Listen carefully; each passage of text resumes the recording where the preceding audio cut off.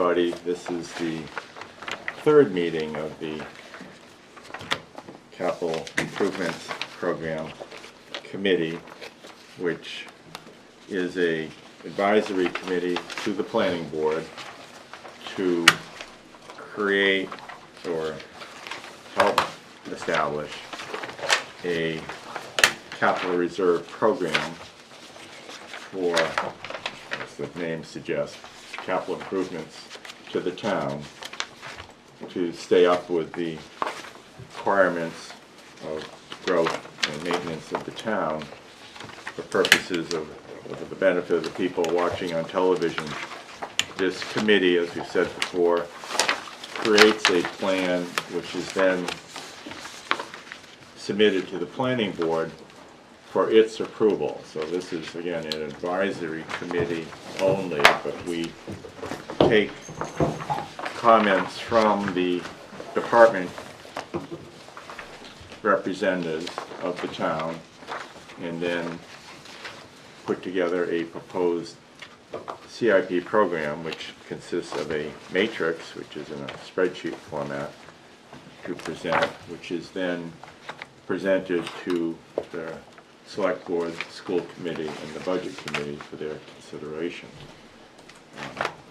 So with us tonight, we're fortunate to have representatives of the school department. That's tonight's agenda item, which is worthy of a meeting in itself.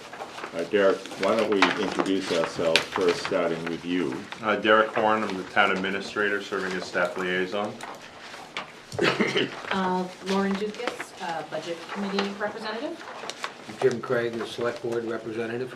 Taylor Brett, community member and recording secretary. She wears two hats. It's efficiency. I'm Jim Raymond, the chair. I'm Kimberly Peace.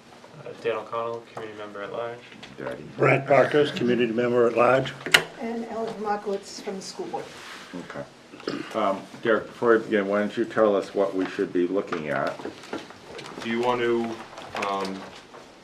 take a motion on minutes? Oh, or yeah. any action on minutes? Yeah, has everybody had an opportunity to read the minutes of the last two meetings? Okay. One is emailed, one is given to us. Brad, will you make a motion to approve them? I will make a motion to approve. Dan, will you second that? Second. All those in favor, say aye. Aye. Opposed, abstentions, motion carries. Thank you. Is that for both of them combined? Yes. Okay. Yeah. Okay, Derek, tell us what we're doing tonight. This evening, you have the school, which is so marked in your package. It's one of the tabs near the end. And this is the second half of the matrix.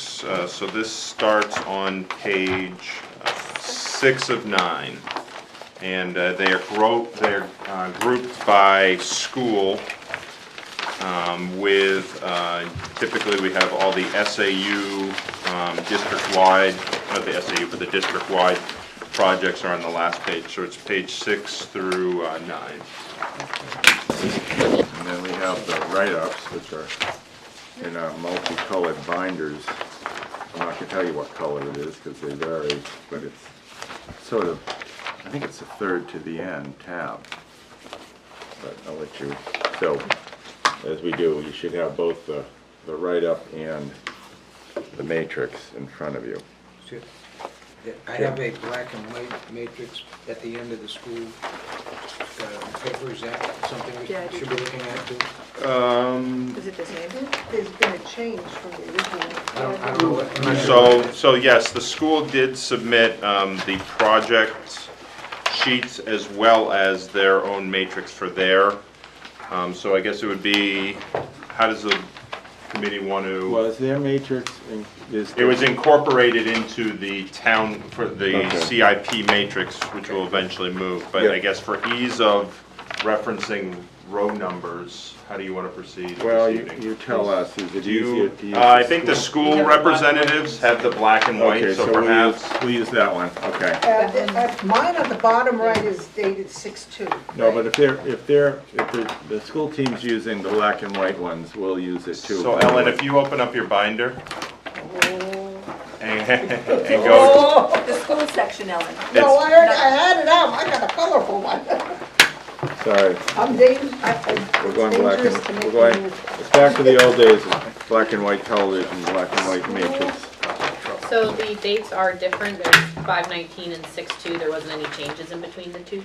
Correct, there were no changes, that's just what was, that was what was incorporated into the, It's just for ease of reference, so if they're referring, and then, Yeah, they're just referring to the old date. okay, and then, to the extent we make any changes, Derek, you can then Well, incorporate you that. guys are. hold on, Ellen.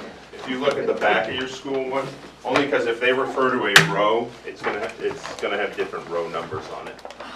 So it's the same projects and it's in the same order, Different numbers. but just the row numbers will be off because we have the towns in front. May the record note that the representative of the school board is having trouble with this. The rest of us Representative of the have, school board has trouble with this at every meeting. but we won't make an issue of that publicly. And she came with backup. Okay. Well, guys, you ready? Okay, why don't you come on up and introduce yourselves? We're doing this without the benefit of Scott over the advantage of Scott. Thank you for having us. I'm Randy Loring. I am the Director of Facilities. Randy, why don't you spell your last name? Loring. Steve Bourget, Director of Technology. Same thing, why don't you spell Bourget? Bourget. Okay. How would you like to proceed? Well, I'll say the capital improvement sheet that we have in front of us here, it's basically really, we've looked at this sheet probably now for the last 3 years. We've added a few things, but for the most part, the sheet is still, from project to project that we haven't completed, it just carries, or we push years, or when it gets together after we look at this and review it, that there'll be another meeting to decide what gets shifted or moved, and then we make our adjustments, and then when we come back next year, we present again. Yeah. Board, on past years, the school's made mostly Lauren, you remember the committee, a well-presented material, but because there were a lot of, and some of them, they were discrete, smaller projects, I call them, and we moved them, some of them, forward or backwards with a goal of evening out tax burden. You know, and we look for certain items that the timing needs doing, but the timing isn't critical, and if it's within some range, and they're movable. Other projects, because they tie into more projects, they can't be. You know, you need the contractors to do a bunch of stuff. So Randy and Steve, as you go through those, you know, identify which, even if they're listed individually, if they're tied to other projects, they're not as movable. And if there's some that, as we look at it, we need to move forward or backwards, and The as other we thing move forward. is, whether it's grant funded and the CRF. Yeah. We try and balance all that. Yeah, there's a lot of considerations into timing, but again, because one of our goals is to even out to the extent possible tax burden for the full town, not just a department. Right. We look at what's flexible in timing. So there's just something that we've noted with some of your projects in the past. They've been discrete, and we actually moved several up to fill in some holes. So. Great. Anyway, So we have in front of us, we start with Bartlett. Bartlett heating controls. This is still a project that needs to be done in Bartlett. You'll see that as we roll forward, as we go through this, that you'll see the same in Maple Avenue as well. Both of these buildings have pneumatic controls in them. They're very unreliable. It's an issue with the pneumatic controls that if you have a leak in one line, it takes the whole system down. So so we're going to do a DDC system, computer generated and maintained to do a nice, to improve the energy controls that are happening and better control over the spaces in the building.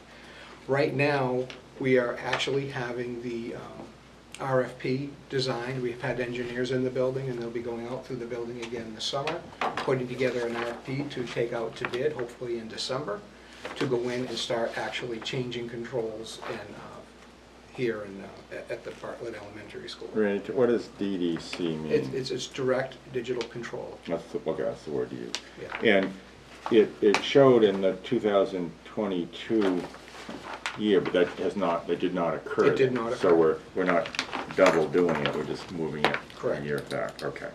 Everybody see We're that? moving this to 2023, right? Yeah, because we're already in 2022, so anything we're looking at is really for 2020. Now, bear in mind, the school is on a different fiscal year. Explain that, Randy. Our fiscal year starts in July and it runs through June for our fiscal year. I think a lot of school districts are the same as well, and there is kind of confusion sometimes with other people go by a calendar year. Our fiscal year starts in July. And you go to town. We go by the calendar year, so our budget will start January 1st, and the budget that's in this CIP and that goes to town voters starts in July. So ours has already started and we're waiting for the appropriation where the school gets it, and it doesn't start for another 3 months. Yeah, the challenge for the school, I'll speak with spouse of a former school board member, is projecting well into advance, because you add another 3 months, or actually 6 months to be projecting into the future, because it's a whole another half year beyond the town. So when you look at the numbers, you're projecting and estimating an expense that much further down the road, which is one of your challenges, and you do pretty well, but I do know that is a consequence of having a different fiscal year than the school. Brett? Is there any way that, they could both be the same type of schedule? Well, There is a process for I'm- which the town can go to a fiscal year. It requires a vote at town meeting, and Okay. the select board has not proposed that. It's a complicated, you have to raise an 18-month budget, basically. I mean, since I'm an old man, I kind of like operating on the same Well, but calendar year or But you fiscal can year. understand why the school would not, because the school year is This school year. the school year, yeah. Okay, Yeah. So, anyway, Randy, thank you. thank you. And at Bartlett as well, we're looking to renovate bathrooms, a male and a female bathroom on that floor. That building is 100 years old, and the bathrooms that are there, they're the old fixtures from mid-wall to floor. So we're looking to renovate these bathrooms and obviously bring the plumbing codes up to date, because when they were put in some 50 or 60 years ago, the codes have changed since then. And with these changes, it would make it easier to clean and maintain these restrooms, and they're due to be changed out. They're really, we're doing the best we can to maintain and clean, but they're just really outdated fixtures that are in this building. Should we assume then that Bartlett School is going to remain in operation for some period of time? And as I say, when I'm asked that question a lot, even if we decide we're going to do something different with how we organizationally do with our schools, this building's with us for the next 5 to 8 years. So this needs to be done. Okay. And this shows, I'm sorry, I didn't mean to interrupt, for 2025, with the funding source of CRF. Correct. Okay, thank you. Everybody know what CRF is? Just quiz, remember, Capital Reserve Fund. Okay. It's a pretty smart group. Yeah, come on. Sorry, I have a question about the heating controls. Yes. So it's being carried to 2023. Did the price just go up because of, did it go from 80,000 to 100,000 because of price increases, or? These numbers were put together 2 years ago, and we've looked at them and trying to take the scale of economy and are doing our best guess to figure out where they're gonna come in. Yes. So the short answer is yes. Okay, and that was grant funded, so are you still gonna have accessibility to those Yes, we are. grants with the years? Awesome. Yes. Thank you. And then we're moving on, at Bartlett again, we're looking at roof sections in there, A, B, and C. I did not bring the layout with me to tell you exactly which A, B, and C are, but they're flat rubber membrane roofs that we've maintained, but they're at a point now where they are needing to be replaced. So again, so we're on here to start picking at getting those done, to making sure that the envelope of the building is maintained, so that way we're not having damages on the inside. The life expectancy is 0 to 1 year. If 2024 is really out 2 years, are we issuing umbrellas in the building? Well, like I said, is we're getting to the point now, we have folks come out every year and they look at our roofs, and we're maintaining our roofs. they're making their repairs, and they're saying we're getting to a point where, you know, it's time to stop with the repairs and do Okay, but you think it doesn't need to be moved forward, it can No. be done, okay. Because we're not having any issues in the building now. And I said, we have folks that come in, professionals that go through the roofs every year, twice a year. And so if something happens, we would know it fairly quick. Okay. Okay. Well, under the theory that we like to stay a little ahead rather than Right. behind capital needs, so if there's something that can be done sooner, tell us, so we can consider that. If I may, is what was it, the roofs, if in our later deliberations you want to balance the totals at the end, is this something that could be moved up a year? Again, the answer is yes, Okay. but it's just finding that opening of a window where you can take a roof off a building in climates where it's conducive to do that. Yeah, so it has to be in the summer. It's kind of in the summertime is really where we're led to. Okay. Okay. All right, so the next one on the list is a laptop cart replacement. So with a lot of the schools, we had either purchased laptops in the past or had gotten some with the first round of ESSER funds. Remind us what ESSA is. So ARP ESSER was a federal stimulus package that happened, I want to say the first round, I think it was 2019, 2020, where the feds provided funds to schools and municipalities as COVID relief. So we used a bunch of money at that point to buy technology, because at that point all the schools were closed and we were fully remote.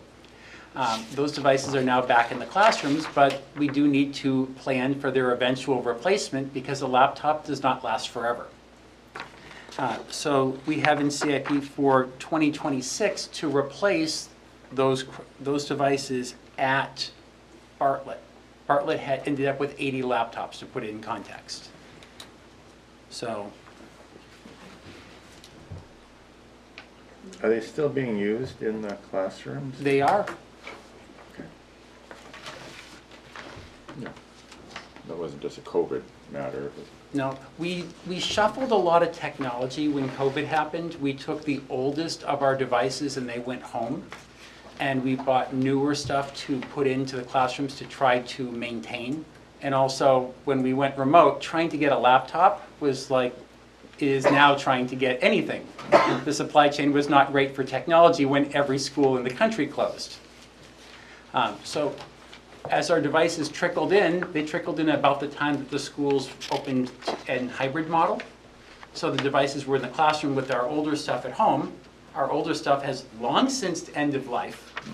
We just phased out a batch of it that hit 10 to 12 years.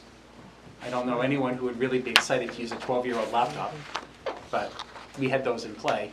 And we're trying to just make sure we don't set ourselves up to have to drag these devices out beyond their end of life. Okay. Since these are Chromebooks, Google has an end of service date of 2026 when they shut off all support and updates for those devices. And unfortunately, since they run the Chrome browser, which updates once a month to a new version, that doesn't give you much life expectancy when they stop updating and then 6 months later the websites don't load anymore.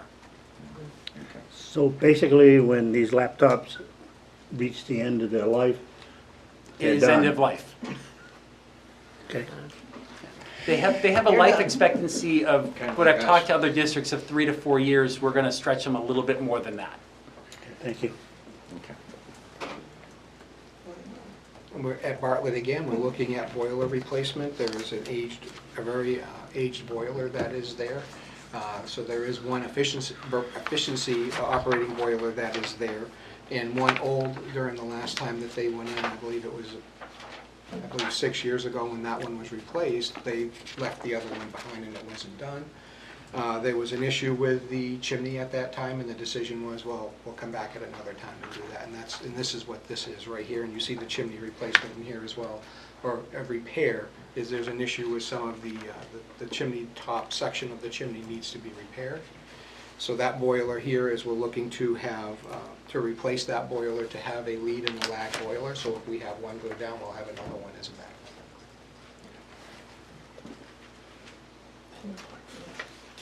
I wasn't sure if any questions, that's why you said.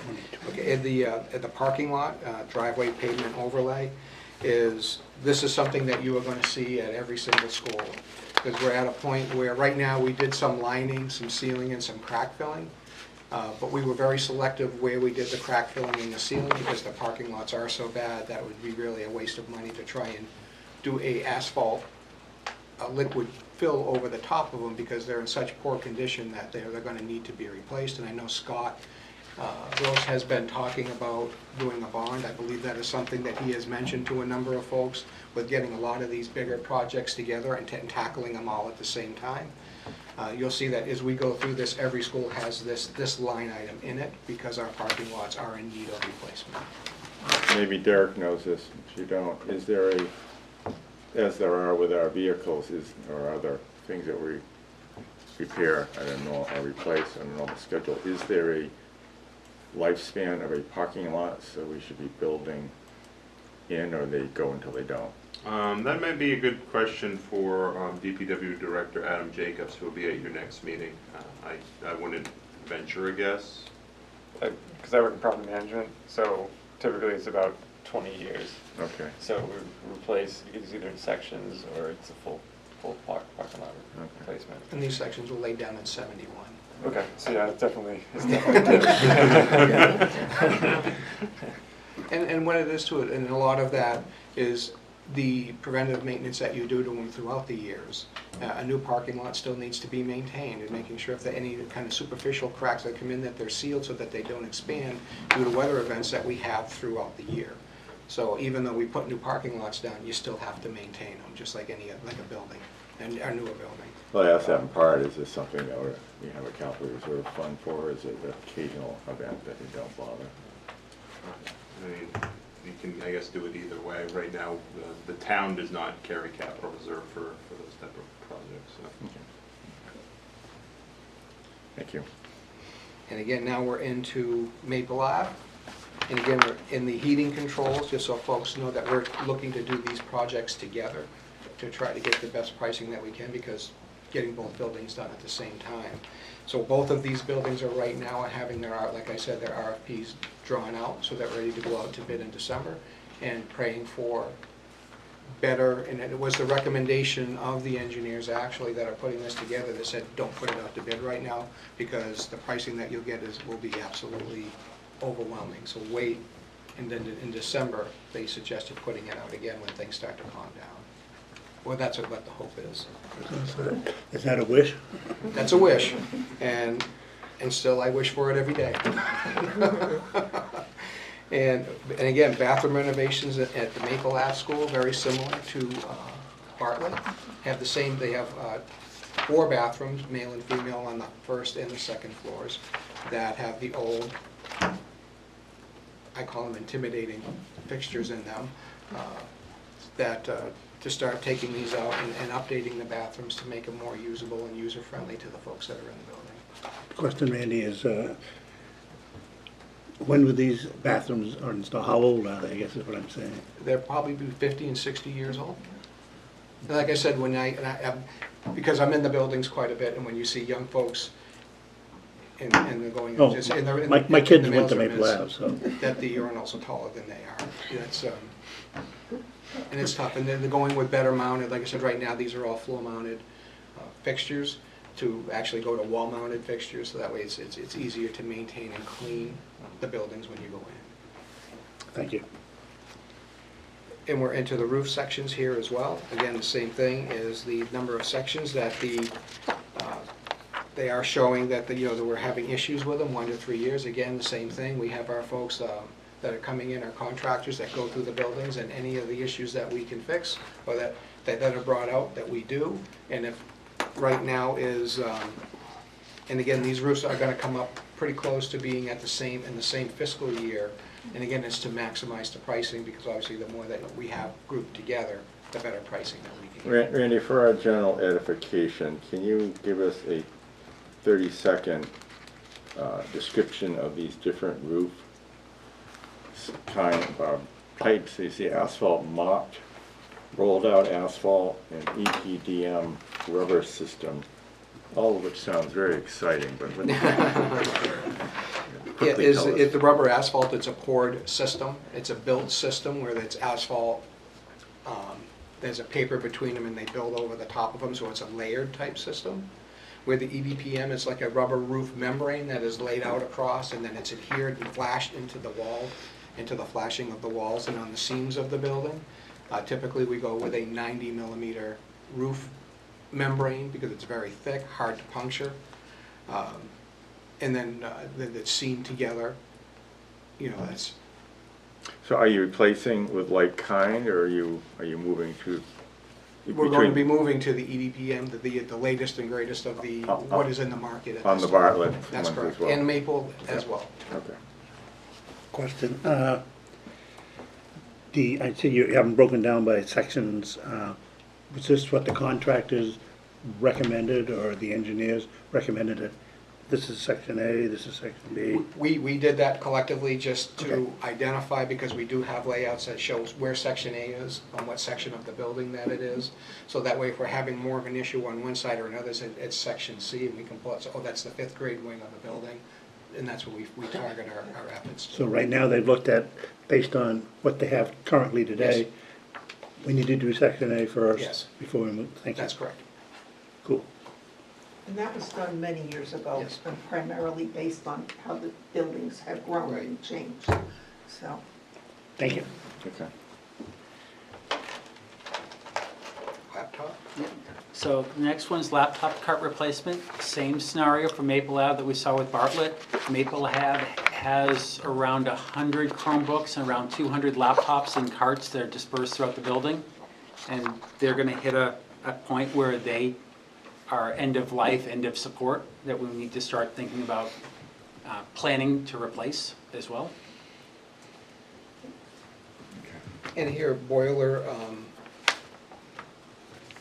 air handler is the equipment in this, on this building as well, is that's on the roof, is a very aged unit that is up there, and we're looking at getting that replaced in 2025 before we really start having issues with it, and we'll also be putting in a system that will complement the controls that go into the building as well.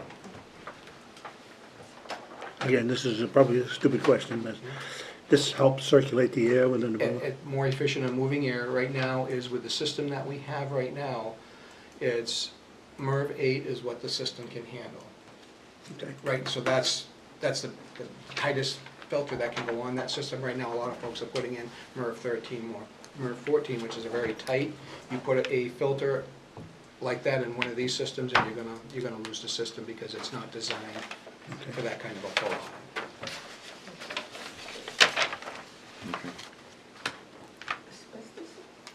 Yep, and we spoke about the boiler there just a moment ago. The asbestos abatement in the classrooms, under the sinks, they had tied in, there were some asbestos fittings and some wraps that are around the pipes in the classroom countertop sinks. So we're looking to have that removed because we do want to do a countertop project replacing the tops in the sinks, but we can't do that until we have some of these wraps and some of the fittings that are in there that are asbestos. And again, the parking lot and the driveway, it's the same as the others. These buildings have, even if you just go in and if you're in any of these buildings and you look at the condition of the hot top, it is in a lot of need right now. So But you're going again, out 5 years on that, to 2028. because I believe Scott is, and if you look, a lot of the repairs are all falling into the same year. That Scott, because I guess he knows that it takes time when he's looking, like I said, to create a bond to put all these together, Okay. so we can do them all at the same time. Again, the chimney repairs is a top section of the chimney that is in this building, that probably the top 2 feet, we're going to rebuild and then reline the chimney to support having a new boiler put into the school. You've mentioned a couple times that Scott's thinking about a wraparound bond.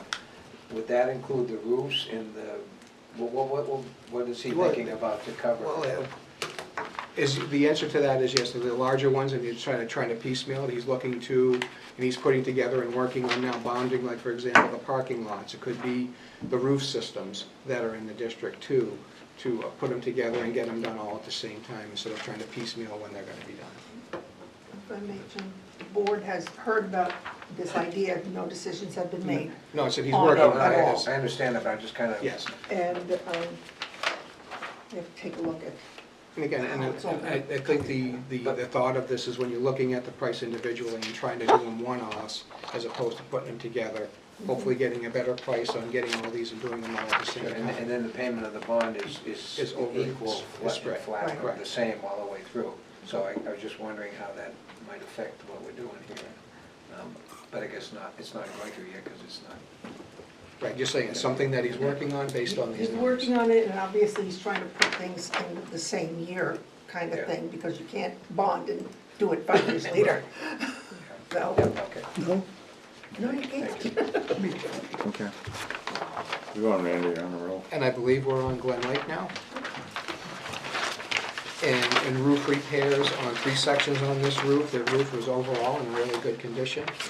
And again, just repairs if we see where areas where if there is some shingling or some flashing that needs to be done, to go in and take care of those areas, just to extend the life expectancy of the roof.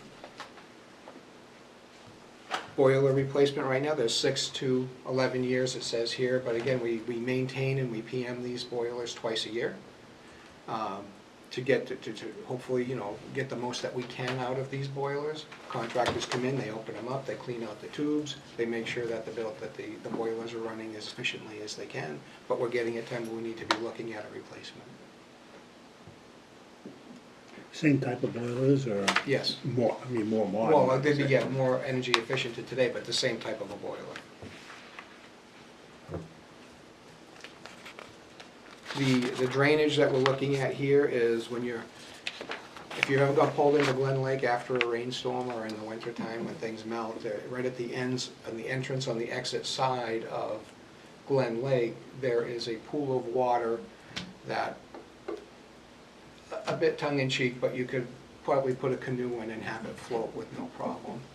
Because there is no drainage at the entrance or the exit, and the water is quite deep in that area. So we're looking at putting in some kind of a system to pull the water away, whether it's big dry well type systems to alleviate that water issue at the beginning, because we have a lot of, especially in the winter time, with it freezing and we're out multiple times throughout the day to keep it properly sanded, so that cars aren't slipping and kind of half going off the driveway. Brad? Is that something that can be done in conjunction with a DPW project? Since you're talking about exiting onto the, back road, it's not back road then, Elm it's Street. Center Street. Elm Street. Elm Street, I don't know. I don't remember where they all change. Same road, Yes.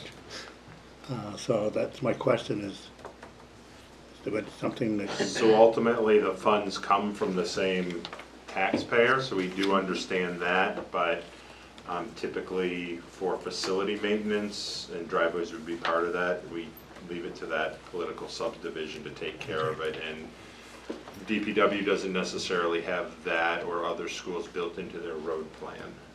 They more worry about the road network. thank you.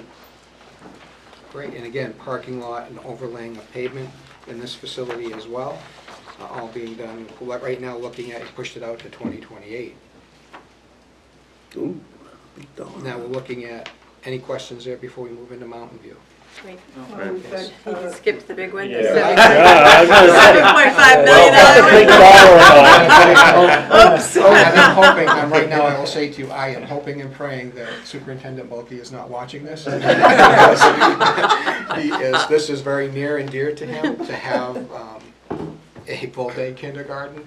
And right now, I think the biggest holdup that we have is there's absolutely no state funding that would support this kind of a renovation to support. So is that what we would call a placeholder, or? Yes. It's a placeholder so that it's there, so we can reference that it's here. Okay, and it does say explore full-day kindergarten. yeah, Just as an FYI, that would require Glen Lake, if that's what we did, to at least double plus all core facilities. So it'd be a a significant school, if that were to happen, whether we choose it after studying it, or if the state should mandate it. If they mandate it, I hope they do what they did when they said half-day kindergarten, Oh, which is Keno- they paid for the whole thing. Okay, so. And the first year's we'll- operation. We'll keep that, it's a placeholder, we Yes. recognize that. And right now at Mountain View, we're looking at doing the locker room floors. Right now, there's an epoxy overlay on the floors, and the epoxy overlay is lifting from the floors. And they need to be properly sandblasted down and then reapply an epoxy lay on those floors. Is that a function of just wear, or is it a bad design initially? I think it's a function of poor installation when it was done in 1991. Question, did we have a problem there? I know there was one at the high school with water coming into. We did at Okay. one time, and that was taken care of 6 years ago Okay. with drainage around the building.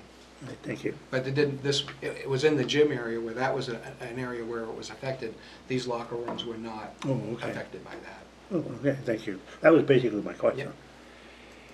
We're looking at putting in an addressable fire panel. Right now, when the fire alarms go off in the building, it gives a zone or a section of the building where the detector is. With an addressable system, it will say it's in room 402. It tells you exactly where it is so they know where to go to correct, to look for the problem. Looking at cafeteria tables in this building too. A lot of the tables that are in there were from 1991, 92. They go up and down a lot during the course of the day, that they're wearing out. We've made many repairs to them to keep them functional, and we're looking to replace a number of those tables to make it easier and more efficient to use in the building. Septic system at the Mountain View Middle School is, again, it's serviced yearly. It's operating as it should, and right now we're working with Sanford engineering folks that we have sent the plans to, and that we're evaluating it to see, and going off of their recommendation of who to call in to actually go into the internals of the system, to go through, check, making sure that the pumps and that the lines are free, and I know there's tests that they can do on them, so we're working with those folks right now to get in the proper folks to understand where the true life expectancy is of these systems. Jim, if I'm not mistaken, those leach fields are under the parking lot. There's a number of them under the parking lot, but there's a number of leach fields around the building, and the lower In fields. fields. Yeah. I'm just thinking if we're gonna repave or anything, Yep. if we can dovetail it together. We have internal and inside of the building transformers that, for a number of years that they, to be honest, they weren't maintained properly, so we're going in and we have them cleaned every 3 years, and we have put heat scanners on them, and right now it's just watching them and there's a specification to where that falls in, because heat is not a friend to electronics like this. So right now they're in the process of being cleaned now, and the folks that we use to clean them, they've gone through several of them, and right now they seem to be operating, and they're in the parameters of what the manufacturer calls out for. So things are working out pretty good, but I put it on here because there was suggestion that they might be bad. There's a couple of them may be bad, so I wanted to get it onto this form, so at least it wasn't a surprise if we came forward and say, hey, we have to replace a transformer in the building. I have a question. I'm looking at the narrative and something about Mountain View window repairs, but it's not on the matrix, or am I missing it on the matrix? It's number 38. Line Oh, you 38. skipped- Yeah. I did? Yes. Yeah. I missed it, I'm sorry. It's out, it's well out, 28. Oh, okay. Sorry. With it, well, right now, the Mountain View Middle School, there's a section of windows that they're replacing, but there's a number of windows that repair with the sashes that are collectively in the building that is separate from what is happening right now. Thank you. I'm sorry I missed that. That's okay. No, I just want to make sure that I didn't miss it. Yeah. Next on the list is laptop cart replacement. Same scenario at Mountain View. We're trying to maintain laptop carts at about 4 years to 5 years of life to cycle them out. They have Actually, I know this is 8, but technically they have 10 because we got a donation a couple years ago of 2 laptop carts worth of computers from Dell. But the idea is after 5 years, the batteries start failing, and then you start they start getting really expensive to keep the old technology running. So again, the same idea is to get them in the plan to to have a cycle to replace them. And then the same scenario applies with the computer labs. Mountain View has 4 fixed computer labs of between 20 to 25 machines in each. And the same thing, we want to put them on a rotation cycle. The current computer labs were upgraded as a result of a donation from the New Hampshire National Guard a couple years ago. When we got them, the machines were already 4 years old. But it was a big upgrade from the 10-year-old computers that they had. But same thing, we need to get them into a replacement cycle so we can start planning to replace them as they age out. Tell us what is ERATE, Oh, E-rate. E-rate. So on your Comcast bill, there's a little line that says Universal Services Surcharge. That money goes into the federal E-rate program. Schools and public libraries can apply for those funds towards internet connectivity. So we can use them for network wiring, network hardware, wireless access points, anything Wi-Fi related. They cannot be used to purchase devices. Goffstown, because of its population and number of students for free and reduced lunch, has a 40% reimbursement through the federal E-rate program, meaning that when we purchase something, we can be reimbursed 40% of the cost. Now, the E-rate program is not the easiest grant process to work with because I have to put the items out to bid in November, award a bid, then submit them to the federal government in January and wait for them to approve them in June. At that point, then I can spend the money in July. The budget, of course, this is all being applied and waiting to find out if you get it approved before the taxpayers have even approved the budget. But at a 40% reimbursement, it's too good an option to pass up. So that's what the E-rate program is.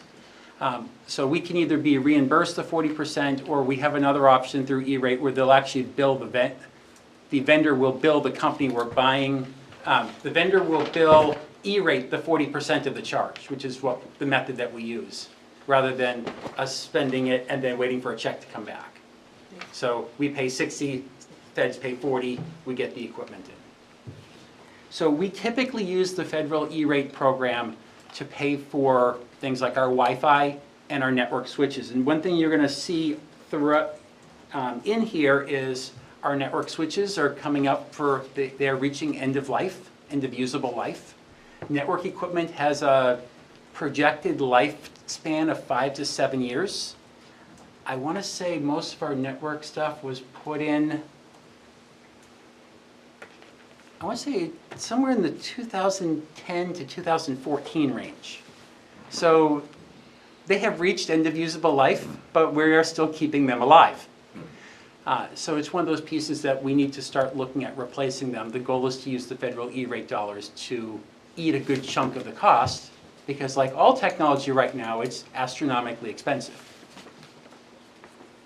So you will see in all buildings, Mountain View, high school, and then at district, a network switch replacement, because that's the next stage. As we replace network switches, it allows us to provide higher speeds through the buildings to better accommodate the sheer number of devices that show up in those buildings. So the Hilltop, Brad, do you need us to tell you what a computer is? Are you good with this? Yeah, I have one right here. Okay. Go ahead, Randy. We like those. They don't require a lot of internet speed. I have a quick question, again, probably stupid. When the kids go to school, we provide the laptops and all the devices that they need. They don't bring in their own or anything. So Goffstown does not have a one-to-one laptop program where we give every kid a laptop to take home. We have carts of laptops in the schools. So for example, Mountain View has 10 laptop carts, which is 250 laptops, another 100 desktop computers to support 900 kids. Goffstown High School has 14 laptop carts at 25 computers per cart, plus, I'm going to say 6 computer labs. Enough for about 50% of the student population to use one at any given time. Kids do bring in their own devices, and every kid in both buildings has one of these. Oh, I know that. And it's tethered to the internet as well. So that's to accommodate those devices and the devices that they bring in. We did find during COVID, when we were hybrid, a lot of students would bring a device in to work on their work during study hall in the library, wherever, where they didn't have access to a device. Guess I'm old school, No comment. showing my age. And we're looking at the Hilltop stage improvements, and it's a gym, it's a cafeteria, and it's a performing arts place where folks come and they do their plays. We want to put in better lighting, better sounds, proper stage curtain in that area to make it, they have their performing arts program at the middle school has grown, and we're looking to improve this area to make it a more professional type setting for the kids that are there. Like I said, with the lighting and the sounds and the controls to take care of that. From the lighting, like I said, it hasn't been touched since the building was built, and it's time. I'm glad to see that they're adding our performing arts, because I know for a long time that this is me again, that area was used a lot for storage more than anything else. Then, you know, like, of course, the Heber Auditorium, the high school used a lot, but the one at the Mountain View wasn't used a lot. So I'm glad to see that's happening. That was a long time ago. Well, Thanks, Ellen. thank you. I was here too. Air handler replacement, I said this equipment at this building is 30-plus years old, and we're looking at starting a program to start changing some of these air handler units out on this building. We want to replace the generator that is in the building. The generator does not support, well, for sure it does not support the whole building, but it doesn't even support the whole operation of the kitchen. And this is the emergency response center for Goffstown. And there's only a number of equipment that this unit is on to. So it brings everybody closer together in the gymnasium. So we're looking to put a bigger generator in that will, number one, support all of the equipment that's in the cafeteria for food prep if this shelter is needed, and to expand services in the building to making sure that the hot water and those things are available. I mean, it has a few of them on there now, because like I said, it's in a small section of the building, but if it's needed, we want to be able to support more services for that. One? Thanks. The last few items that you listed off are all gonna be grant funded. Those are available for some kind of grant, but like the air handler at Maple Ave won't be, that's a tax appropriation, or are you? The air handler says grant. But Yeah, on Mountain View it does for line 45, and like Hilltop, like the last couple of items have been grants, and the generator replacements is a grant, but that's out at 28. yeah, Generator is through FEMA, if we can get it. yes. Gotcha. So we put in the paperwork, which we've done, and one year we've done that. Someone else in the town had already gone awarded it, so we have to wait for it to come back around, and when it does, we apply again. Gotcha. But the air, Yeah. Air handlers are, I don't know where those are grant, what else grant? We can write the questions down and get the answers and bring back if you don't have them. Yeah. I just didn't know if it was able to be bundled with anything else, or if that was the plan. Thanks. and the Mountain View cistern, we're into phase 2 of this project now. Phase 1 is we went in and we had to drain the tank, had to sandblast the epoxy coating that was on the walls, because the epoxy coating was something that is no longer used anymore, because if it comes free, it can get sucked into the pump and destroy the pump, which takes care of the sprinkler systems at Mountain View Middle School, or as well as if the fire department was drafting on it, they could have the same issue where they pull the debris into their fire apparatus and destroy their pump because it's the epoxy material. And I will say that this was quite a project because we found, which we could not see, where we actually put a submergible in this tank to do the inspection. And there was a lot of soot that was, Sediment? that was in there, that you really couldn't see everything that was there. And when we drained the tank and they actually went in, the folks that designed this system is a system that could not be designed today. So it doesn't, when you go inside of the tank, you know, if we were gonna redesign that tank, we would have to meet the current codes that are in there, and right now that system, that current system doesn't meet that. When they were done applying the epoxy coating to the inside of this wall, they had literally gallons of this stuff left over, so I guess they thought it would be the best way to get rid of it is we'll just dump it on the floor.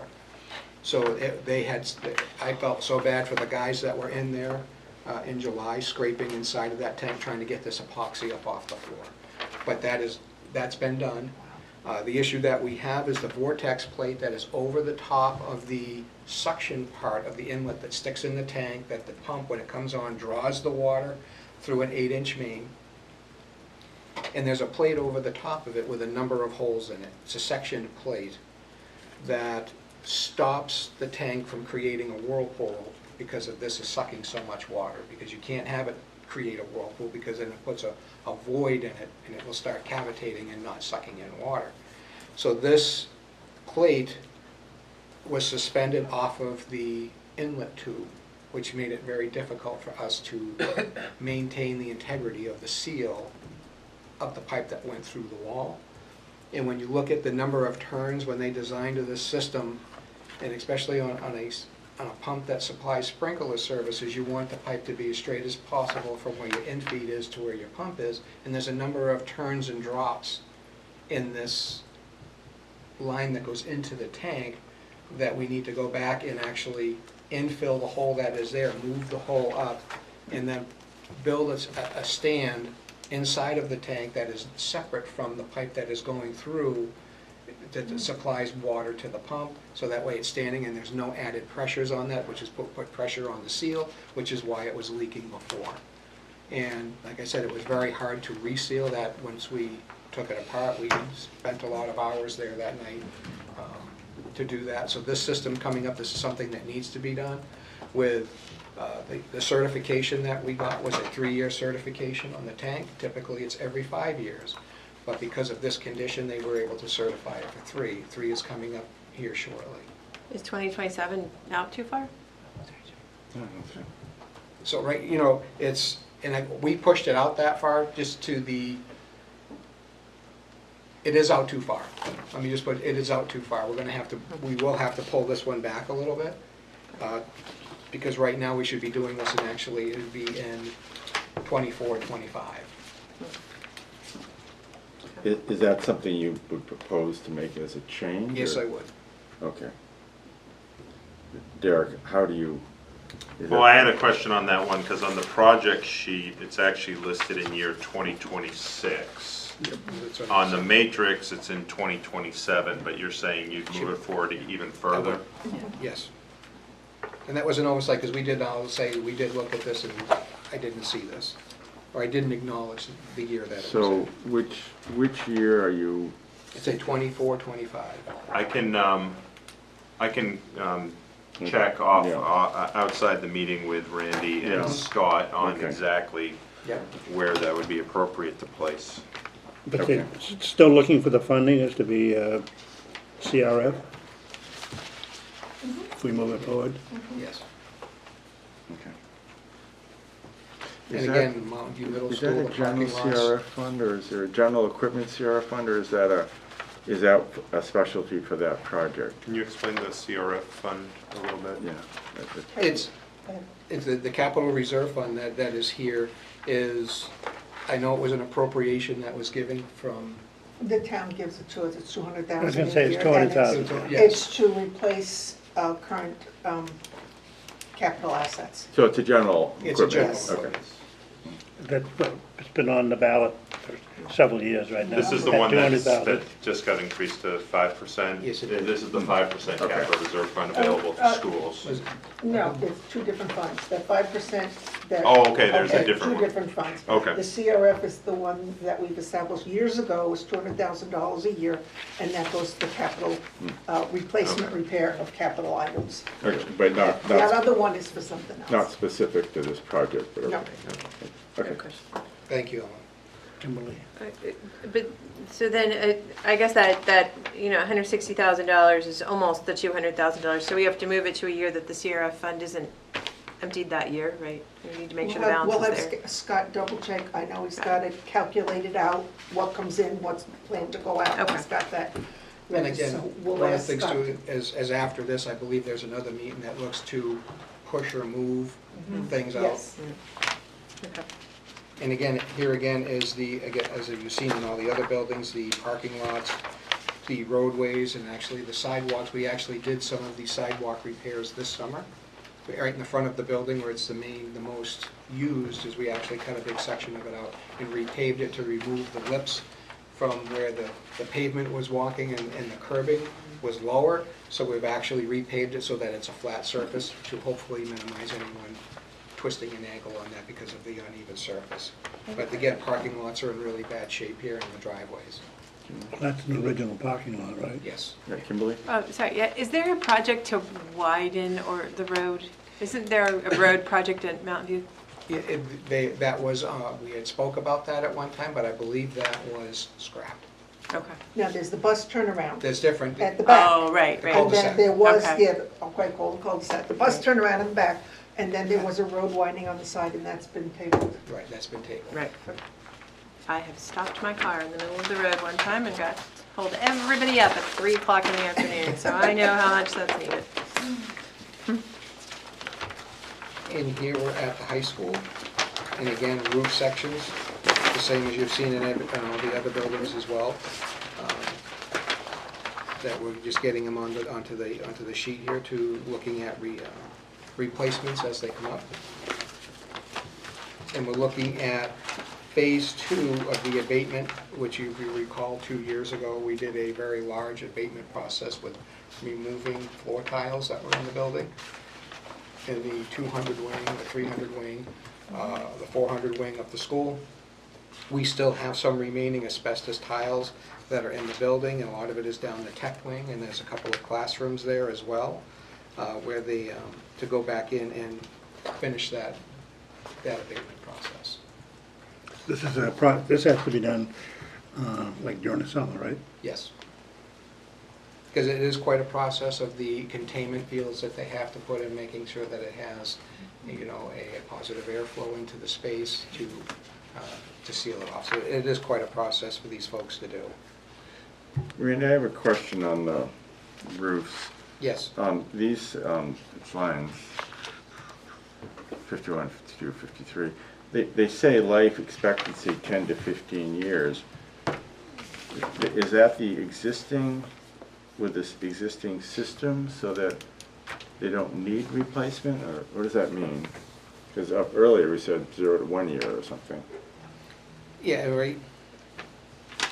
I'd have to go back and look at the report on this, but I know there's a number of those sections in there on this particular roof that, of these roof systems, that are in need of replacement. Okay. Because if you see, it says 10 to 15 years with immediate repairs, and again, immediate repairs, and a lot of these sections are very large sections that need repair. Okay. So So this cost that you're looking at here aren't necessarily, they're large repairs within a section, not replacement? not a total replacement. Okay.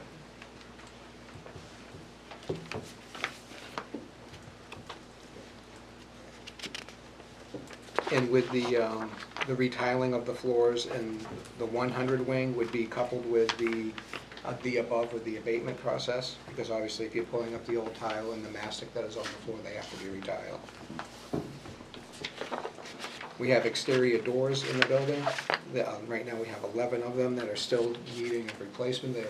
The sills are rotted or the frames are rotted.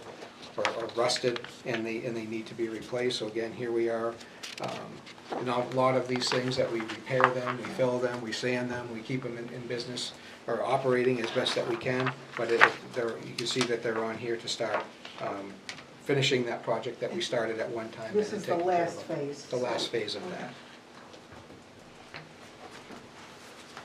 In T0, it's open to the ceiling, and we're looking to put in a drop ceiling, which would mean all the air handler ducts and the fire alarm systems and all the sensors that we have in the room would have to be brought down, and that is to maintain the computers, the integrity of the computers in there, because you have a number of tech shops right beside this space, that air gets pulled into this space, so it's dusty, to help keep that a clean space for working with the computers and things that are in that. The room next door to that's welding, Yeah. to put it in That's what I was context. thinking. So it's, when it's pressurized in there, the soot drifts through and rains down on all the equipment in the T0, which is the graphic arts lab. And with some of the old lockers that are in the building, we're looking to do some electrostatic spraying to the lockers to extend the life, to get them cleaned up, make them look new again. They're functional, just some of them aren't looking as best as they should. Okay. Do students use the lockers? My students didn't use the lockers. Do they actually use the lockers? Are they Well, worth I repainting? can tell you, I see a lot of kids in front of them. What they're doing with them, I can't answer that. I don't know anybody, I don't know anyone that uses lockers. It's like, Well, I will say that when we did the. I know, they're tiny, yeah. we Everything did in the back Well, there. the abatement on the 300 wing, there was a series of the old, really small lockers. We took them out and we left them out. Yeah. And we put in charging stations and little benches in the halls for them, for folks to use. And right now, I know the lockers that they sign out are a request. Do you want a locker? Then you go in and they assign you a locker. Right, right. I was just curious if we needed to repaint them or, I guess so. Now they get assigned lockers near where the homeroom is, right? I'm guessing. Not my No. field. Okay. I would have to say yes. I'm just saying it would make a sense if your homeroom is in the 100 area, you're gonna be on that part of in the part of the building. Okay. Right. And here at the high school, here you see a generator again. And the reason why we want to put in a generator at the high school is we want to put in a full service generator to the building. And we are looking to redesignate the emergency response center to the high school. And that is because if you look at Mountain View and the way that Mountain View is designed, it's one way in, one way out. If anything should happen to that driveway, or something should fall in that driveway, no one's getting out that's in, and anyone that needs to get in can't get in because the road is blocked. Where the high school has 3 different means of egress to and from the building, that this building is more sense to have at the emergency response center, as well as our phone systems and a lot of other IT systems come into that building. And when that building loses power, it runs for a period of time, but if it's a long shutdown, we start losing systems throughout the district because they have to go in and shut the stuff down. Did I explain that right, Steve? I just want to make sure I got the... This is just a question, I'm sorry, if you're gonna go ahead, maybe. No, go ahead. This is for my own edification. Why was Mountain View chosen over the high school? Because it was a building that was put in 1991, that they were building it, and they said, hey, let's put a generator in this building while we're building it, this seems to be the time to do it, would be my guess. But the generator doesn't meet the needs Right, of the building. right. And I would also say that the town, every 5 years, we do hazard mitigation planning, as well as our emergency operation plan. And recently, I think in 2019, we finished up hazard mitigation. We did identify trying to move the emergency shelter over to the high school. Again, that limitation without the generator there, we can't do it yet, but it is desirable from the town's point of view. Well, I'm just thinking about the egress, it makes more sense. If I may just add, even with Mountain View no longer at some point being the center for people to go emergency center, the school itself, when there's no power, and that happens, when the kids are in school and there's no power, can't have lunch because it won't support the cafeteria kitchen. So they still need a generator that operates the building.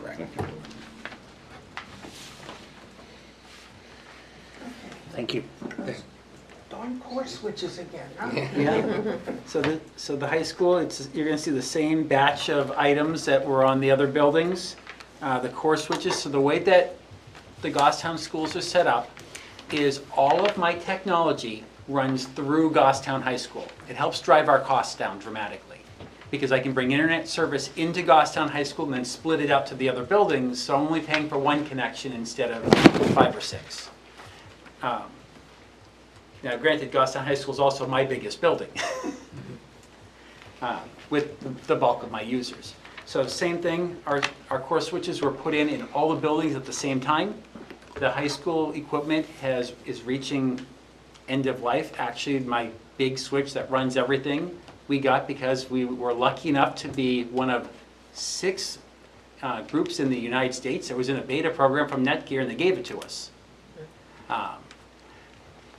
It's served its life well. It's due to be upgraded at some point in the near future, and it's due to be replaced as my internet coming into the building is faster than what my switches can support. Or at least in some parts of the building. So we have other items that are on the list as well. The next one, laptop cart replacement. As I said earlier, the high school is up to 14 laptop carts. We want to get them into a replacement cycle.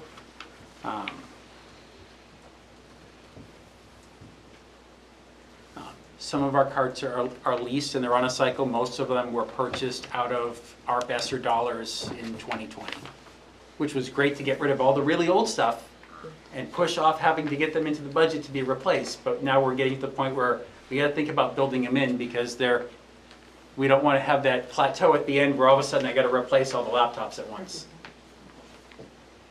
And the same with computer labs. So the high school has 8 computer labs. The goal is to replace 1 to 2 computer labs a year. Right now in the budget we have 1. The goal is to get 2 in the budget so we can cycle through them as well. The AC units, looking for replacement. These units are 30-plus years old that are on this building. And so we're looking to start a process to start changing these units out, and air handler units as well, to be more efficient.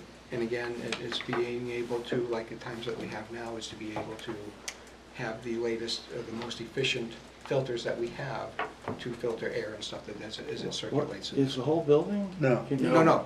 There's sections of the building that are AC, like the front office area, and there's areas at the nurse's station that are AC, but the unit's very old. Library. In the library. Computer labs. Only 2 computer labs in the building have air conditioning, the rest don't. We've got, it's the main office, guidance office, library, 2 computer labs in tech ed, and I think the TV studio are the air-conditioned spaces in the building. And you said the nurse's station. That's attached to the main office. I know that, okay. And then GTV studio has an AC unit that serves. And we're looking at door security upgrades. You want to talk about that one? Please do. So we've applied for another grant, hoping to get this one this time around. The Goffstown High School is the only school in this school district that does not have key fob access, meaning that every person has a key for every single door. And when someone loses their key, you can imagine what would happen. The goal here is to convert that building over to key fob access, so that way when someone loses their key, I do the same thing, or their fob, like the same thing I do in all the other buildings, I simply just turn it off and anyone finds it, they can't get in the building. If someone loses the master key to Goffstown High School, well, they can go anywhere they want, anytime they want. This was discussed last year, right? Yep. But that was, you didn't get a grant. that you So ran for. we've been applying. We had originally gotten a grant several years ago, and the money did not go as far as we had hoped. I got all the other buildings in Goffstown done, school-wise, except for the high school. I just got this one requoted. It was very expensive. That 150 number is pretty accurate. We're actually going to be submitting another grant application in 2 weeks for public safety infrastructure, and basically rolling the dice and see what happens. I mean, it certainly makes sense. I just remember us discussing it Yeah, last year. we're gonna keep applying for grants. We are hoping that there'll be public safety infrastructure dollars that will cover it. There's a lot of grants out there that it qualifies for. It's just a matter of applying. Some of those grants, though, they award 30 of them in the US, and it's like, well, we can try, but Got it. the chance of getting it is very small. Then we were looking at doing a theater expansion. This was actually something that we looked to try to do a number of years ago. And it's in the area, if you're going up Wallace Road next to the school, there's a big cement pad that's out there, but that's the section that we were looking to put a steel building attached to the building, that we're, right now, when the theater folks are doing their stuff, you go by and you can see a number of people out there building, painting, doing stuff out there on that pad. So we were looking to build a steel building that would connect to the building, that would also, it would also be temperature controlled, because they're renting a number of spaces in the district to house their prop stuff, their gowns, the costumes that they have. And they're have storage units that they put some of the other theater stuff into, that it would all be in one central place in this building. But you can see it's moved out, and we just look at this as something that we want to keep on here. So if at the time that we were ever able to do it, it's here. If I may, Jim? This is not, it says theater expansion. The theater itself stays the way it is. Yes. This is putting a storage and workspace attached to the building on the outside wall there by Wallace Road. Yeah, we talked about this in prior Yeah, years. several Yes. years. I was gonna say, wasn't there a building there at one time? That's why the pad There was a wa- portable. There was a Portable. portable classroom, and at one point, the roof collapsed on it. Okay, sorry I asked. Kimberly? And aren't they doing the theater seats this summer? Yes. No, not next summer. Next summer. Yes. Because we're doing it, right now what we're doing, it's already been lined out, is the LED lighting in that space on the house side, not on the stage side. Okay. And we'll be painting in there, and we're putting in new seats as well at the same time. As we were looking to have the lighting done this summer, but the cost savings, if we teamed it with the seats, because the seats come out, and then that way they don't have to get special equipment, because now they can, with the seats gone, they can run lifts up and down the flooring in there to get at the lights that are over where the seat is now. Okay. So we chose to put it off until next summer. Okay. Again, the heating and air handler replacement, again, the same thing, the equipment that is on this building is over 30 years old, and it's time to start looking at getting that equipment off before we really start having issues with it. And I see here, the next one is the turf field and lights. And I know that there's something that Scott's been working on, and there's a variety of funding sources that are involved with this to get it to come together. And that's really about where it's at right now. Donations, and actually one of the senior class just made a donation to get it built through, and we'll see. We're gonna work on it. And again, here again, the parking lot, driveway, sidewalk reclamation and sealing is just the parking lots and the driveways through our schools are just really in need of a lot of But repair. Scott's looking at combining those. That's right. Okay. We're trying to, or at least that he's talking about it and putting feelers out to see how folks feel about it. Okay. And right now, at the front of the building, at the main entrance side, there are 3 exterior stair units that need to be replaced. They're cement, that over the years they're splitting and popping. We've epoxied them, we've repaired them, and they're at a point where we really can't repair them anymore, and it's time to start replacing them. In window repairs, it's the same as, it's different than what we're doing now, where we're actually physically replacing some windows in there. We're looking at repairs to take care of some of the sashes and the things that are failing in the window units. Now, some of them have the seals on the windows that are bad, as having them out and having them putting new replacement sashes in to maintain the integrity of the gas that's in between the panes of glass. Now, this is something you're looking to combine all the schools that have the window repair or individually? when it's time to get there and do it, it would be looking at them collectively to see what kind of a cost savings that we would have. But see, you have it out for 2028. Because some of it is too, as a reminder to let, in the summertime, we have a lot of summer classes that are happening right now. Again, for Mountain View is, everyone is at Mountain View. So it's just trying to balance that act of what buildings you take down and not have a minimal effect on what's happening on the summer programming.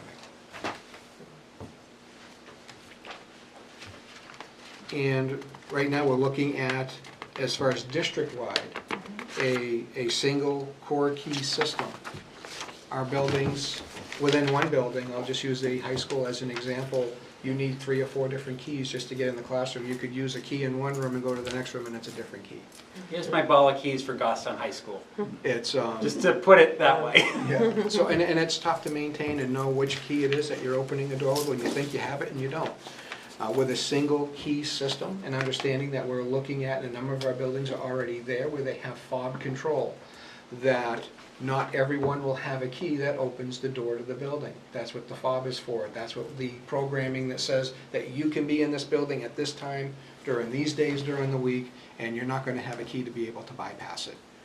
That the keys will be in a hierarchy where the teachers will have certain rights to certain doors, and then the principal will have basically access to the building, our maintenance staff will have access to the building.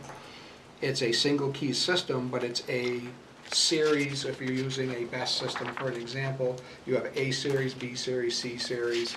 So you would assign each building a series, but it's the same key system. So our maintenance staff, our superintendent, our emergency response folks, basically one key would be able to get them in any position that they needed to be in the building. And right now, it's a very hard system to maintain.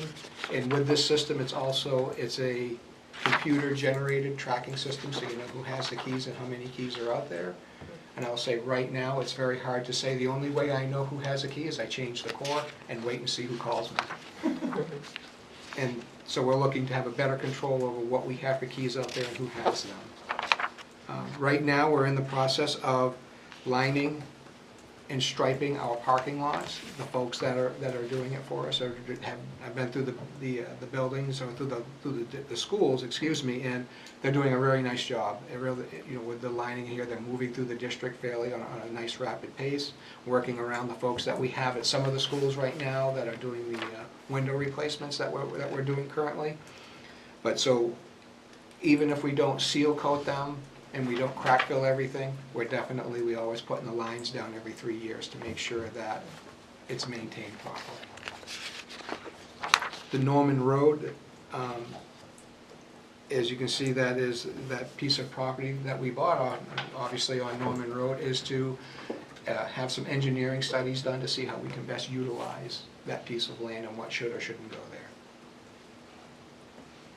Custodial cleaning equipment, something that's very near and dear to me, that just like in anything, when you have equipment that's usually it's a 3 to 5 year lifespan, that they make some really nice equipment today, as they do with the technologies that come up and staying up with the current technologies, where you're able to clean faster, clean better, clean green, minimizing the chemicals that you're using, because a lot of these things are electrically charged water systems that clean, and you don't have to put chemicals down. It's just making sure that our folks have the materials that they need to take care of our buildings in the manner that they do. And I'll say that our staff is doing an exceptional job. And I would say that if you go through our buildings today versus even 3 or 4 years ago, when we just, and our school board and superintendent and business administrator committed to making sure that we had the equipment that we needed. Our floors today look like they did very closely to when they opened in September, because of the equipment that we have to maintain the building. And this, we're just trying to stay on top of that with the equipment that's out there to get the most clean that we can with the people that we have. We are looking to replace the current John Deere tractor. It's a smaller version, and especially looking at with the turf field that they're looking to put in, that field takes specific type of equipment to maintain it. The current tractor that we have is undersized, the pumps that are on it, and a lot of things that you look at when you look at attachments is they look at what is the CFM of the fluid that drives through it, that drives the attachment. Ours is too small. We're gonna have to upgrade that tractor to help with the attachments that is gonna be needed to maintain the sports field when it goes in.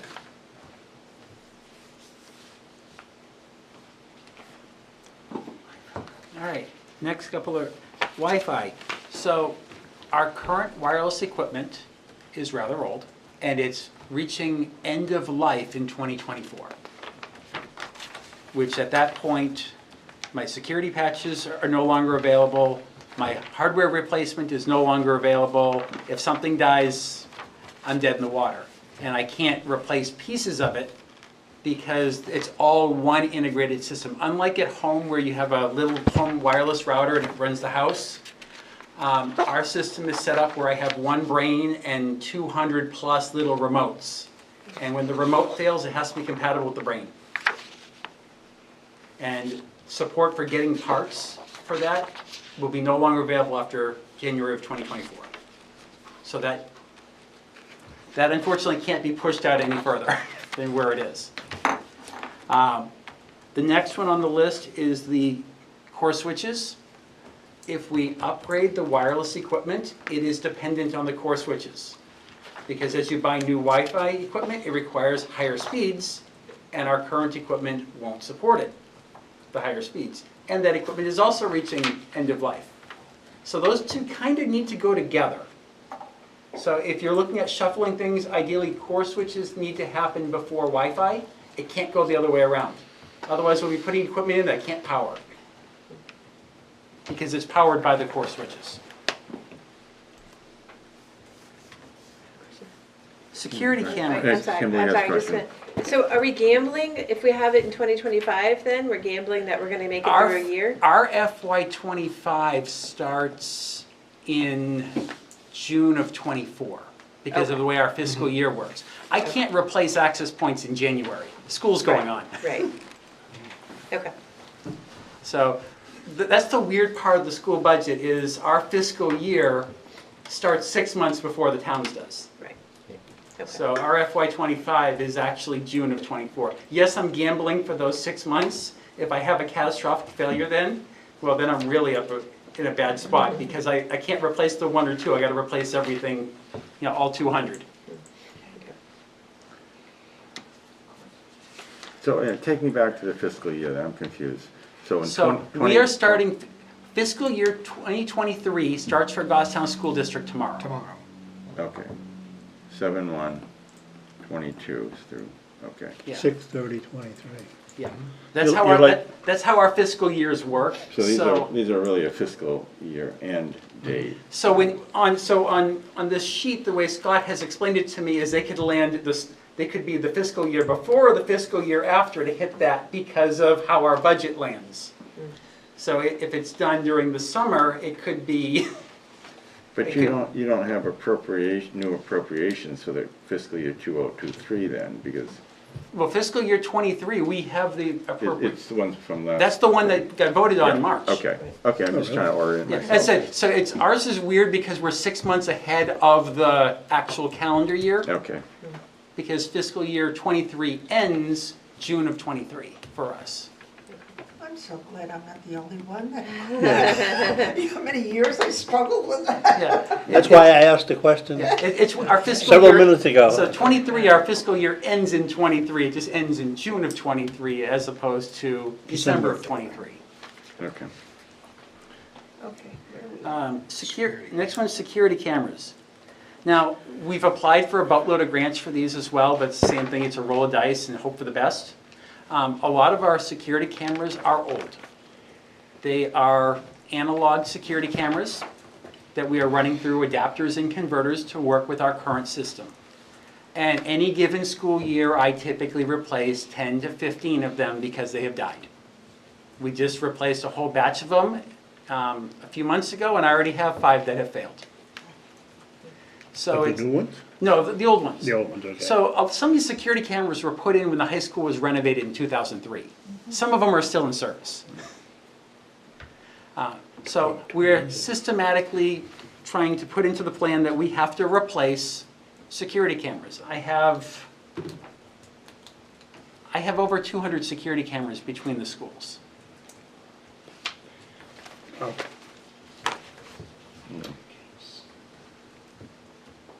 And your average security camera is at least $1,000 to replace. If you get a fancy one that can take 2 directions, you're looking at $2,000. If you're looking at one that does 360 degrees, it's a $4,000 camera.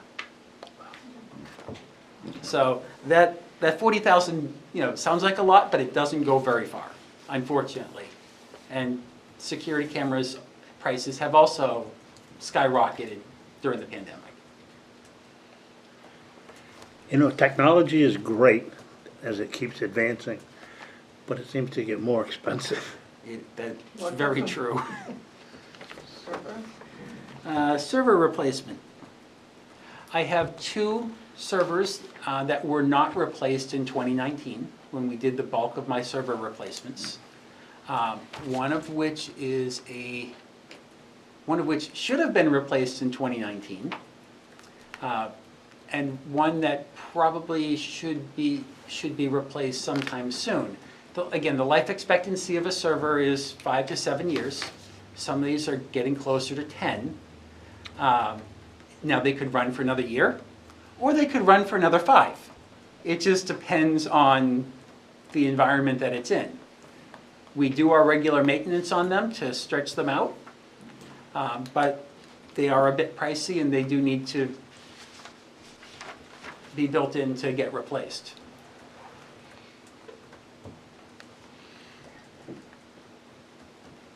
Barnard Park, and with the park track rubber resurfacing, we actually work very closely with Rick Wilhelmy and his team, because they're the ones that basically maintain it, but we also use that as well. So we work with them, they tell us when they think it should be done, and they just give us updates to when any maintenance that needs to be done, because we work closely together with properties that we use. That is, like I said, it's Rick Wilhelmy and his team that work with us to help us drive this number and when it should be done. Is that town or school property? Who owns the track? That's It's town town property. property. It's town But property. But it's town property, but the school uses it, so that way it's a, Randy, before you do the next one, I missed the one above it, the data backup and retention one. sorry. So what that one is all of my staff have a laptop. But unfortunately, we don't have the mechanism to back all those laptops up should the laptop crash. So this is to put the infrastructure in to be able to back up all the laptops. So if a kid throws the teacher's laptop off the desk, they don't lose all their files. Oh, don't worry, they never fail. I will disclose to the committee, I was a track coach when I was a teacher, so I have a vested interest in 83, just on the concept of it, so. Well, to go back to what Randy was talking about, I'm on the Parks and Rec Commission, so. Well, that's different. Okay. All right. So the portable generators for the elementary school is, right now, we're looking to put switch gears in each of the buildings, so if in the case of a power loss, we can switch from, obviously, city power to a portable generator. Because our schools have freezers in them, coolers in them, that maintain, obviously, the product that the food service folks have. And a lot of what happens is when we lose power and if it's down, is there's a big scramble with trucks, cars, personal cars and trucks going to a Bartlett, for example, and it always seems to happen right when they get the state delivery and the freezer or refrigerator couldn't be any fuller than at that time, and we've got to empty them and take them to a refrigeration unit where there's power so that we don't lose the equipment, lose the product that we just got. So what we're looking to do is to put switch gears in, so in the event where there is a catastrophic failure or a failure at any one particular building for whatever the reason is, that we can take and connect our portable generator, take it to the site, and already have connections to the building that we just take the leads from the generator, plug them into the transfer switchgear, switch it over to the generator, and maintain the integrity of the power in the building. And then if for some reason, if the power is down any length of time and Maple needs it and it's at Bartlett, but their freezers are set, and typically they're good for about 2.5 days before they go bad, where they start to lose the integrity of the coolness in there, that we can pull it to another building and do the same thing and just keep jockeying the generator around, as opposed to trying to move all the stuff around in the freezers. So how large would one of the generators be? It's, what's gonna be based on right now is, I have the accounts from Eversource. I give them a 15-month running total of what the utilities is, and they say you should need a 25 kW generator for this building, or whatever it is. So between the 3 smaller buildings, it would be the greater usage is what the generator would be sized. This is something you could move with your With a pickup truck, correct. So, if it's a grant that you'll be using this funding for, why wait till 2028? It's a FEMA, you have to apply through FEMA. Okay. Right. Fair enough. So And right now, we're going after the high school. Yeah, fair enough. Okay, I wasn't sure. Yes. Okay, I'm looking at, that's all the projects. I was looking at line 87, it's the total, and, you know, it jumps around, although there's a few large items, like in 2024, you've got the 1.5 mil, so I forget what it was now. Oh, turf field. So I assume that's throwing that number off. So if you took off the turf field, we're down to a more, even increase. 2025 is still going to be a little, I'm taking turf field out, not because they don't cook just to get it, but you've got grants and Yeah. donations, so Right. it's tax impact maybe less. I'm just looking at, with the goal of evening out tax impact over years. Are there adjustments we should make? But the picture you're going to point out is more complicated because some of these are based on grants or other sources, so you can't just look at raw numbers. And with some of the grants, there is usually they give us 2 to 3 years to get them completed, so we do the best we can of looking at what it is and then equating that into this as well, to say it needs to be done by this date, and then adjust the things that we have in this too, to try to accommodate the best use that we can with taking advantage of grants. So I don't want to pull the trap, just looking at, gross numbers, but we are mindful that how it fluctuates over Right. time. And we understand too, as well as we said earlier, is here's what we have, and obviously when there you go. I believe there's another meeting, at least if that's what the process has been, then I can, probably you'll get together and say, okay, let's even it out in this fashion, understanding, putting everything together. Okay. Okay, does anybody have any questions? There's a lot of stuff. Just- Lauren? Thank you. I just had one question on the line 84. So is that for the generator or is that for the switches? For the Both. schools? Both, It okay, would be both. cool, thank you. Okay. Jim? On line 91, who pays the school impact fees? Excuse me? Who pays the school impact fees? Developers. Developers. Yes. So It's, in 2024, how do you know a developer's going to pay Derek, why don't you explain that? So, one of the benefits of having a CIP process is you are able to collect impact fees. So the town collects impact fees for schools, for public safety, for parks and recs, and for roads. And those are collected at the time that a certificate of occupancy is issued when a new dwelling is built. And those are kept in separate designated accounts for 6 years. And if they are spent within that 6 years, they can be used on capital projects. Otherwise, they get returned to the property owner. That's a statutory requirement. Okay, so, right, but I didn't realize how they could. So we have- put we them base- off for 2 years. So we have a running balance that we provide schools and departments on a monthly basis of what is tracking right now for how much is in each type. And then we also track it by each map and lot by when it was taken in to track that 6-year. Okay, thank you. The goal is not to give it back. Right. Correct. I figured You that want out. to use it. But it can't be used for operational expenses. But It's capital that relates to the project. The money, the impact fees only come, as you said, once a certificate of occupancy is issued. Yes, it's based on, we do not do them for businesses, we only do them for new dwelling units. Right, okay. Thank you.